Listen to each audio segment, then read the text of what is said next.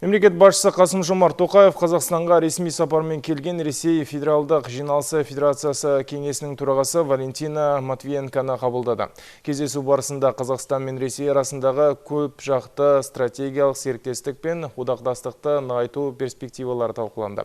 Сауда-экономикалық, мәдени-гуманитарлық ынтымақтастық жайы да сөз болды. Евразиялық интеграцияға және екі елдің пандемияға қарсы күрестегі бірлескен күш-жігеріне қатысты мәселелер сөз болды. Президент заң шығарушы органдардың Қазақстан мен Ресей арасындағы байланысты жақындатуға рөлін ерекше атап өтті.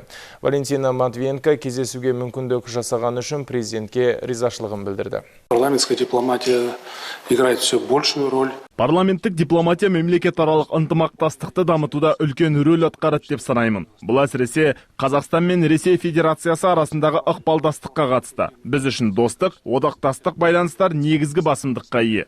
Перед поездкой я разговаривала с Владимиром Владимировичем Путиным. Сапар алдында Владимир Путинмен сөйлестім. Ол сізге жүрек жарды сәлемін жолдады. Сондай-ақ сіздердің сенімді әрі шынайы қарым-қатынастарыңызды жоғары бағалайтынын айтты. Қол жеткізілген барлық уағдаластықтардың жүзеге асырылатынын нақтылады.